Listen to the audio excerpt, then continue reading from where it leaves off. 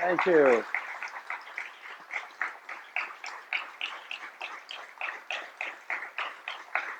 Amen.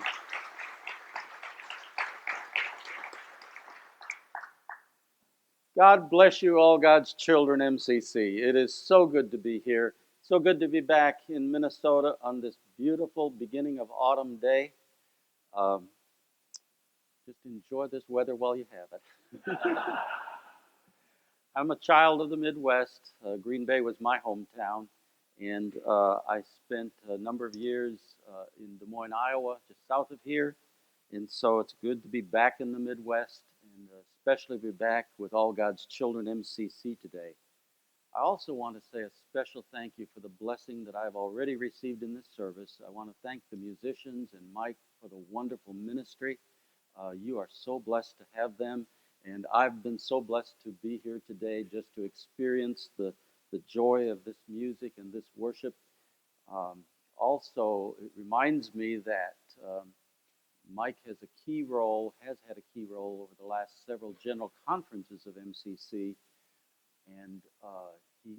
I want to just tell you that next summer, summer of 2016, we're going to be gathering in beautiful Victoria, British Columbia for a fantastic general conference. And it takes me back to the last one, 2013 in Chicago. A number of you were at that conference. Actually, I've been at every general conference of MCC since 1975. And I have to say, I said to a lot of people at the Chicago conference, in my memory, that is the best general conference we've ever had. And I just want to thank Mike, the musicians, and everybody that made that such a possibility. And you know, at that general conference, more than 1,500 people from Metropolitan community churches all over the world gathered. And again, every day we heard wonderful stories of personal transformation experienced by people coming into MCC. The theme I heard so often was probably best expressed by a young man from Puerto Rico who said, "When I came into MCC, I found a home. MCC is a church, MCC is a denomination, but more important, MCC is a family. Now I'm at home." The book of Isaiah is the story of the exile of the Jewish people, the defeat and the separation and the loneliness of the captivity in Babylon is about to come to an end. Israel will come from a place of isolation to a place of restoration. Something new and wonderful will happen. A new day is dawning. A new exodus is coming, an exodus from exile. They are coming home to Jerusalem. And the reality is that we could summarize the whole message of the book of Isaiah, the words of the prophet Isaiah, in two words: welcome home. I see a parallel in this story in Isaiah, the story of Israel, and the story of metropolitan community churches. 94% of the people of metropolitan community churches have had a previous affiliation with another Christian church or denomination. And yet, more than two-thirds of the people coming into MCC, when they come to MCC, are no longer attending another church, no longer participating. Many of us were condemned, excluded, or even persecuted by our congregations. We had lost our spiritual home. Often we experienced the pain of alienation and separation and isolation. Others may have been turned off to a religion that was so toxic or simply did not work for them anymore. So, as a people who have experienced our own kind of exile, the pictures and the promises of Isaiah can have a very special meaning to us.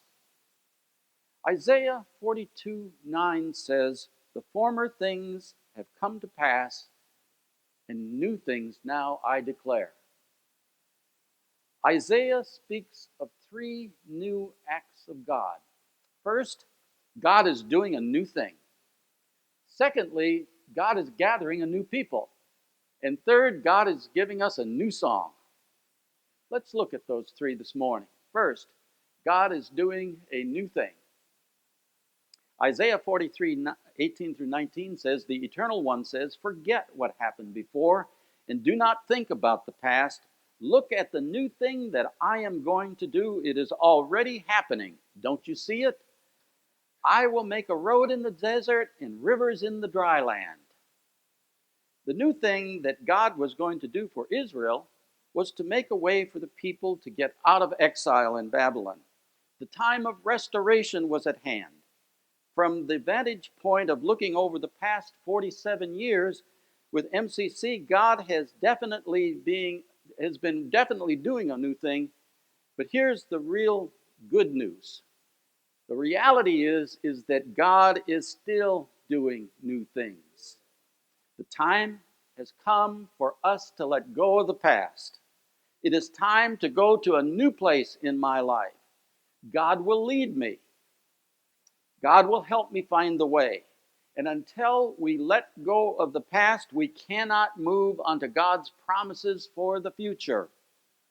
Now, sometimes we need to let go of things in our past that have been very difficult or very harmful or very painful. Or perhaps we need to let go of something in our past was wonderful. You know, it's one thing to remember with gratitude the great blessings of God in our past, but it's quite another thing to think something so good will never happen again. Or we may need to let go of a past that we wish would have been very different than it was. God has a place of restoration, but let me tell you, it's not back to the past. It's not about creating a better yesterday. It's about building a brighter tomorrow. The world is changing and something new is needed. It is time to let God do a new thing. It's time to go to a new place in my life. And this is true for each of us as individuals. It's also true for all of us as a congregation. Faith journey always takes us to a place we've never been before. It's a place always filled with uncertainty. It usually leads us to a place of the impossible. It's always obstructed by the fear of failure. And at times, it's just another walk to the next miracle. What in the world would ever make me want to take that first step? For me, there's only one answer. I know who I'm going to be traveling with. Jesus promised that God's Spirit would always be with me. Isaiah 44, verses 3 to 5 says, I will bless the thirsty land by sending streams of water. I will bless your descendants by giving them my Spirit. Jesus said, you will never be alone. My Spirit I give to you. And then there's some more good news.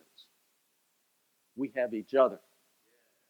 That's another thing that God is doing with us, and that leads me to the second truth I want to share with you this morning. God is gathering a new people. You know, God has always been gathering people together. In our reading today from the Hebrew Scriptures, the prophet Isaiah proclaims an inclusive promise of God who gathers the outcasts of Israel and says, I will gather others to them besides those already gathered. And God says, this diverse gathering will be joyful in my house of prayer, for my house shall be called a house of prayer for all the peoples. You know, in those early days of MCC, those early years, we had a profound sense that God had gathered us together. So many of our number had been rejected, condemned, or persecuted by other churches. But in MCC, we were together. We were loved by God. And we could love ourselves and love each other. We were filled with incredible joy in MCC. I came into MCC in 1974 in Des Moines, Iowa. It had just begun a couple of months earlier. It was started by a member of MCC in Kansas City by the name of Jerry Sloan. Jerry had traveled northward to Des Moines to start the MCC there. In his younger life, Jerry had been a Baptist. He was called to the ministry. So he attended and he graduated from Baptist Bible College in Springfield, Missouri. But in coming to terms with being gay, ministry for Jerry as a Baptist would not happen. When his pastor learned that Jerry was gay, he asked him to leave the Baptist church. And for the next decade, Jerry was an outcast. MCC in Kansas City changed everything for Jerry Sloan. It was a resurrection. It was a new life. He had returned from exile. Jerry Sloan was home again. And upon his arrival in Des Moines, Jerry went to speak with the religion editor of the Des Moines Register. It's the statewide newspaper. He told her about MCC and his plans to start a new congregation there. 1974, Des Moines, Iowa. A church for gay people? That was news. She was fascinated. Well, her story included Jerry's education at the Baptist Bible College. The Baptists were not amused. Within a few weeks, Jerry received a letter from the president of the college. The letter demanded that Jerry return his diploma. And the last sentence of the letter warned, "I pray that you will repent of this evil, or that God will remove you from the face of the earth." Well, Jerry took the letter to the religion editor of the newspaper.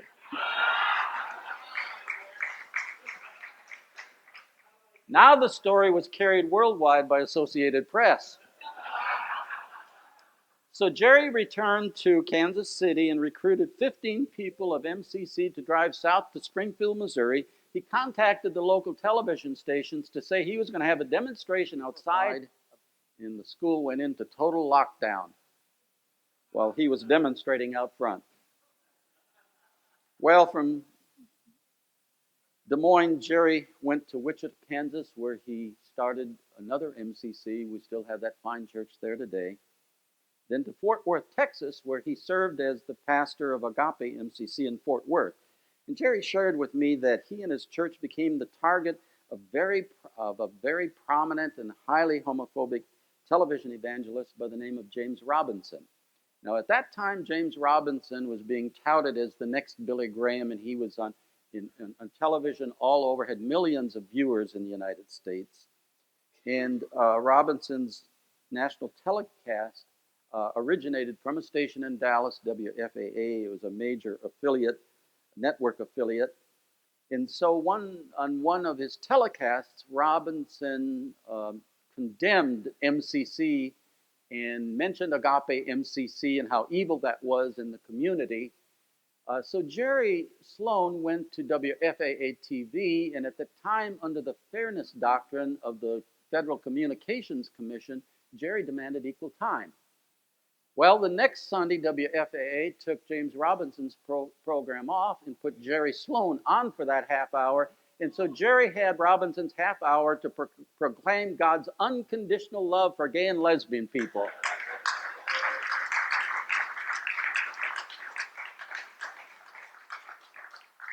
Now, from Fort Worth, Jerry moved to Sacramento, California, where he, along with a woman there, were co-founders of the Sacramento Gay and Lesbian Center. And this is where the story really gets interesting. You see, when Jerry Sloan was back at Baptist Bible College, he had a real close friend who also was named Jerry Falwell. By the 1980s, Reverend Jerry Falwell was a nationally prominent Baptist.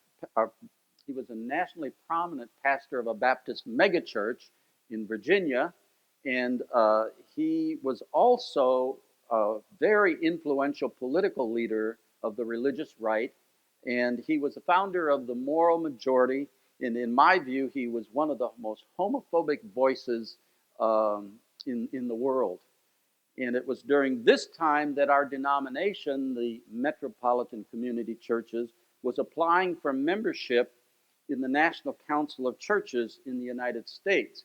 And in November of 1983, that was so controversial that they took a vote in Hartford, Connecticut. I was present for that vote. We had been part of the dialogue with the National Council of Churches, And it was so controversial that what their vote was, they voted not to vote. They couldn't deal with it. And so it was maybe the following Sunday or so on Jerry Falwell's telecast, um, he was condemning of the National Council of Churches, and as I remember, he said, the amazing thing is that they would even consider such a church. And then he talked about MCC and on his telecast, and he called us, and I quote, brute beasts, and he said, "This vile and satanic system will one day be utterly annihilated, and there will be a celebration in heaven." Wow. Well, several months later, Jerry Falwell came to Sacramento. He was the guest on a local morning television morning talk show, and Jerry Sloan made it a point to be in the audience. So now, for the first time in many years, the two former Baptist Bible classmates meet face to face in front of the cameras and in the audience. And Jerry stood facing Jerry Falwell and said, "Hi, Jerry." "Hi, Jerry." Jerry Sloan confronted Jerry Falwell with the hateful comments he made about MCC. Jerry said, "How could you say such a hateful thing about other human beings?" And Falwell denied making the statements. Jerry Sloan said he had a tape cassette. He could prove that Falwell said it. And Falwell said, "If you can prove that I said that, I'll give you $5,000.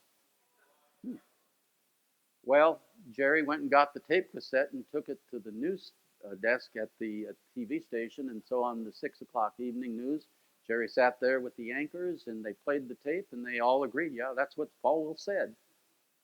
So Jerry Sloan sent a letter to Jerry Falwell demanding the $5,000.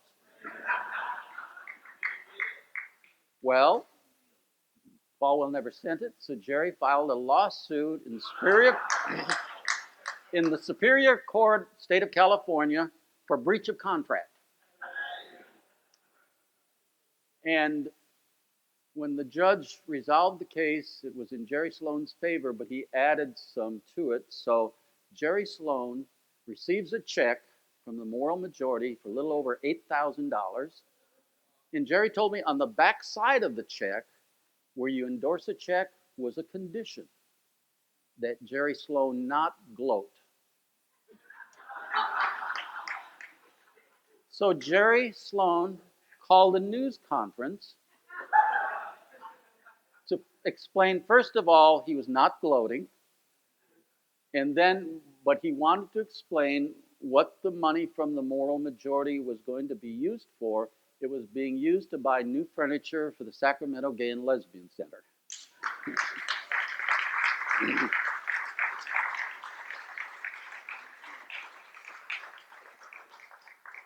I will forever be grateful to Jerry Sloan. He inspired me to come out. He created a new community of faith where I could finally be honest with myself and with others. His confidence and his courage were contagious. We had found our new spiritual home, and for 47 years, many thousands more like us have been finding their spiritual home in MCC.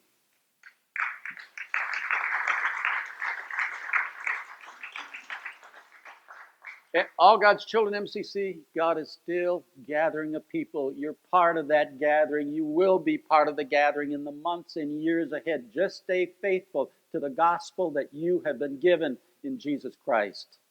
Now, the third thing I wanted to share with you this morning is that God is also giving us a new song. Isaiah 42:10 says, "Sing to the Eternal One a new song, God's praise from the ends of the earth. Let the inhabitants sing for joy, and let them shout from the tops of the mountains." Isaiah tells of a time when God will give a new song to the people who had stopped singing the songs of Zion. The people of Israel loved the old songs, the songs of Zion, but in the midst of their isolation and oppression, they weren't singing anymore. The book of Psalms, in Psalms 137, describes it so beautifully. "By the rivers of Babylon, there we sat down and there we wept when we remembered Zion. On the willows we hung up our harps. For there our captors asked us for songs, and our tormentors asked us for mirth, saying, Sing us one of the songs of Zion. But how could we sing God's song in a strange land? You know, a lot of us here today know what it's like to be isolated, alone, away from that place of joy that we once knew, and we just stopped singing. Marcia Stevens, as a young woman, was a very talented songwriter and singer. In the spiritual revolution of the 1970s, she wrote one of the most popular Christian songs in the world, For Those Tears I Died. Her song was included in many Christian hymnals and songbooks. But in accepting her lesbian identity, it seemed as though she had to lose her spiritual identity. She lost her spiritual home. They asked her to leave her church. Some churches even tore the pages of her songs out of their hymnals and sent them to her. Marcia Stevens was in exile, so she just stopped singing. She stopped writing songs. But then Marcia found MCC. She went with friends, and she was just thrilled to see that she could be accepted as a lesbian. But she still didn't start singing again. She went to hear the founder of MCC, Reverend Troy Perry, speak at an MCC in West Hollywood. This was in the mid-1980s. And she was very well known in Southern California, and Troy spotted her sitting in the congregation. And Troy said, Oh, I see we have Marcia Stevens with us today. Marcia, come up and sing for us. But Marcia wasn't singing. She said, No, I can't. No, you have to. One thing you cannot say is no to Troy Perry. If you know Troy Perry, I worked with him 19 years. You never say no to Troy. If he really is intent on something, it's going to happen. And he would not let go. And he said, Come, Marcia. He opened up the hymnal. He said, We have your song right here in our book. And she came up and she sang again. And she started writing songs again. And she has written some of the most beautiful, beautiful music that reflects just the whole heart and soul of our MCC movement.